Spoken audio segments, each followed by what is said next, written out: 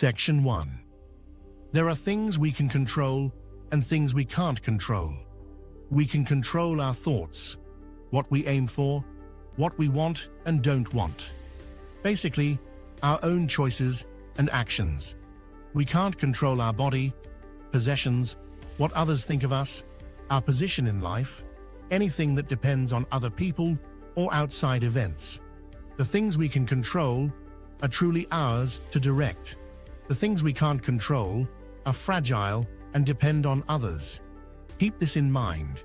If you get confused and think you can control things you can't, or if you treat other people's business as your own, you'll run into trouble. You'll feel upset, worried, and angry. You'll blame both God and other people. But if you focus only on what you can actually control and see other things as they really are, outside your control, then no one can force you to do anything. You won't blame anyone. You won't have to do things you don't want to do. No one can hurt you, and you won't make enemies or get harmed. To reach this state, you need to be willing to let go. You'll have to give up trying to control some things right now and put other things aside for later. If you try to have everything, both inner peace and outside success, like wealth and power, you'll probably end up with neither. You'll definitely lose the inner peace that leads to real happiness. So whenever something bothers you, immediately tell yourself, this is just how I'm seeing things, not how they really are. Then think it through using what you've learned, especially this key point. Can I control this or not?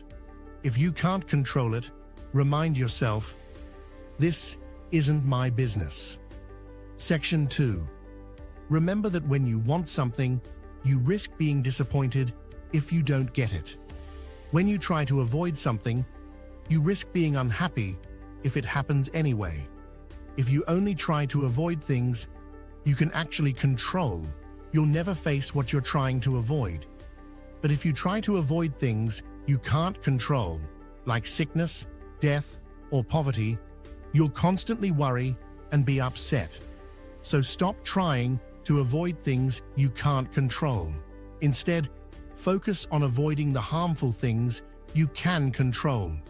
For now, let go of wanting things, because if you want things you can't control, you'll be disappointed. Even for things you can control, hold back until you're stronger. When you do need to go after something or stay away from something, do it calmly and thoughtfully without going to extremes. Section 3. For everything you enjoy or find useful or love, remind yourself what it really is. Start with small things.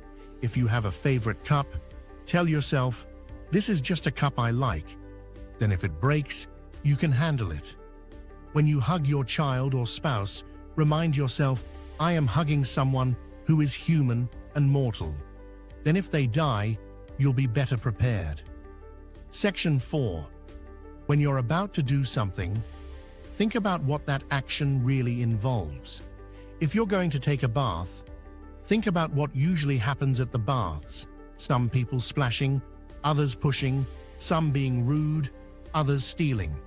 You'll do better if you tell yourself, I want to take a bath and keep my peace of mind. Do this for everything. Then if something gets in your way, you can say, I didn't just want to take a bath. I wanted to keep my peace of mind. And getting upset would break that peace. Section 5. What upsets people isn't what happens, but what they think about what happens. Take death. It isn't scary in itself, or Socrates wouldn't have faced it so calmly. What's scary is our opinion that death is scary. When something bothers you, don't blame others. Blame your own thinking. A beginner blames others for their problems. Someone who's starting to learn blames themselves. Someone who truly understands blames nobody. Section 6. Don't take pride in anything that isn't your own doing. If a horse said, I'm beautiful, that would be okay. But when you say, I have a beautiful horse, You're bragging about something that belongs to the horse. What's truly yours? How you use what life gives you. When you handle things well, then you can be proud, because that's actually something you did. Section 7. On a sea voyage, if you stop at a port and get off to fetch water, you might pick up a few shells or vegetables along the way, but you need to keep your attention on the ship and listen for the captain's call. If he calls, drop everything and run back, or you'll be thrown on board, tied up like cargo. Life is like this too. If you get a wife or child instead of shells or vegetables, that's fine. But if the captain calls, run back to the ship without looking back. If you're old, don't even go far from the ship, or you might miss the call. Section 8. Don't ask for things to happen as you want them to. Instead, want them to happen as they actually do. Then you'll be at peace. Section 9. Sickness limits your body, but it doesn't have to limit your mind. That's your choice. If you have a bad leg, that limits your leg, but not your mind. Remember this about everything that happens. You'll find that while it might limit one thing, it doesn't have to limit you. Section 10. For every situation, look inside and ask what ability you have to handle it. If you see someone attractive, you'll find self-control is the ability you need. If you face pain, you'll need endurance. If someone insults you, you'll need patience. If you make this a habit, you won't be overwhelmed by what happens. Section 11. Never say, I lost something. Instead say, I gave it back. Did your child die? They were given back. Did someone take your property? That was given back too. But the person who took it was bad. Why does it matter to you who the universe used to take it back? While you have things, treat them as you would things at an inn, as belonging to someone else. Section 12. Stop thinking like this. If I don't watch my business closely, I won't have money to live on. Or, if I don't punish my employee, they'll become lazy. It's better to go hungry, but stay calm and free from worry than to live with plenty, but be anxious. It's better to have an employee perform poorly than to make yourself miserable. Start with small things. Someone spills oil or steals some wine. Say to yourself, this is the price of peace. Nothing comes free. When you call your employee, remember they might not come, or might not do what you want if they do come. They shouldn't have this much power over your peace of mind. Section 13. If you want to improve, be ready to look foolish about external things. Don't try to seem knowledgeable. If others think you're important, don't trust it. It's hard to keep working on yourself while also chasing external success. You'll have to choose one or the other. Section 14. If you want your family and friends to live forever, you're being unrealistic. You're trying to control things you can't and make other people's business your own. Similarly, wanting your employee to never make mistakes is silly. That's wishing bad things weren't bad. If you want to avoid disappointment, focus on what you can control.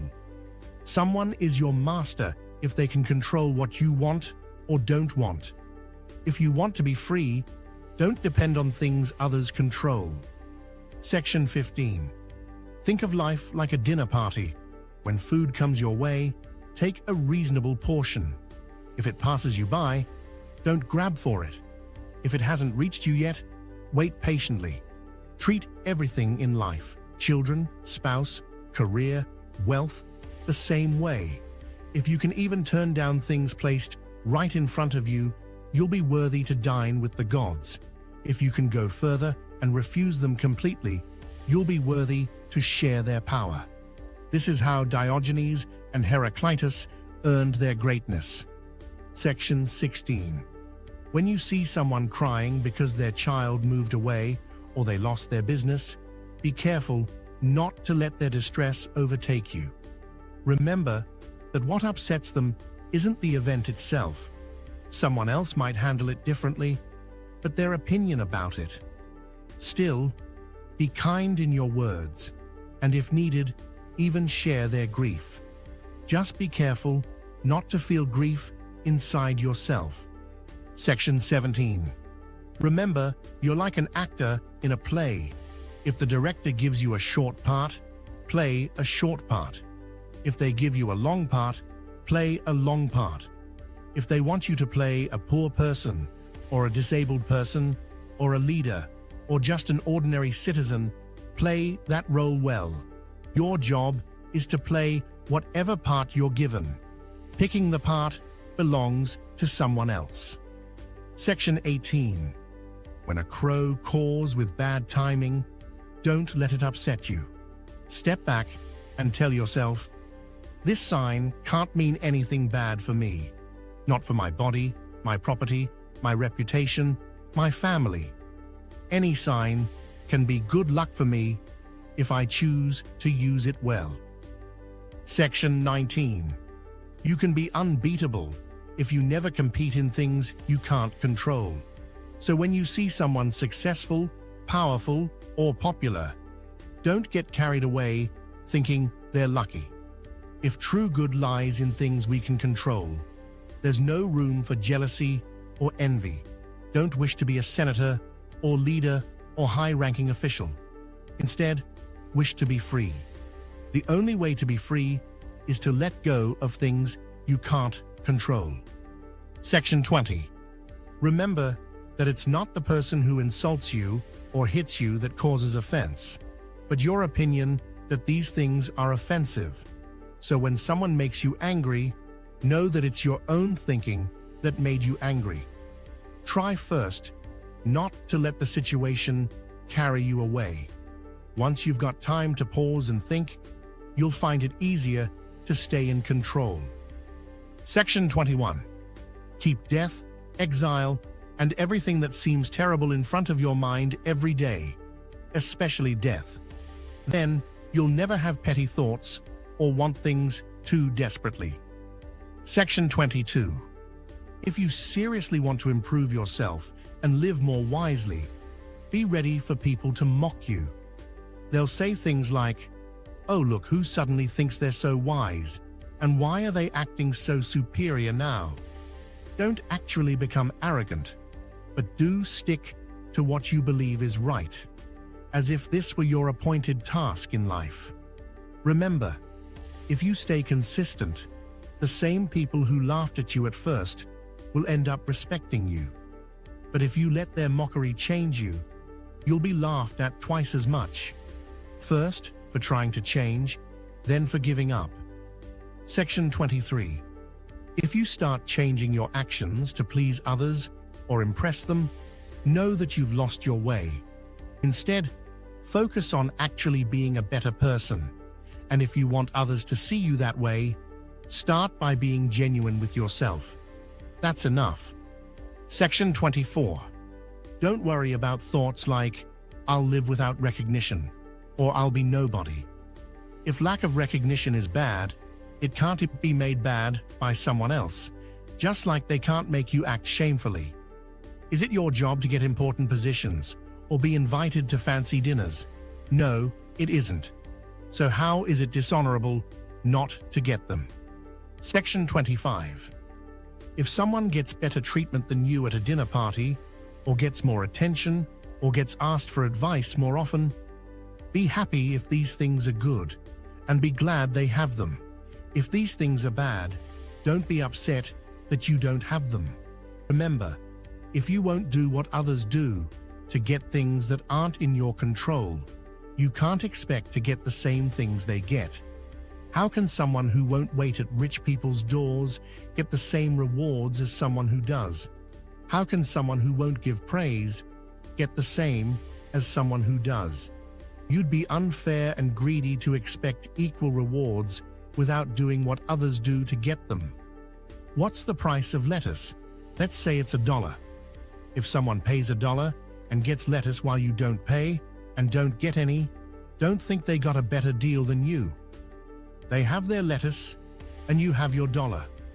It's the same with attention from important people. Someone invites them to a party because they praise them. If you won't give praise, you can't expect an invitation. But you have something better. You haven't had to praise someone you don't respect.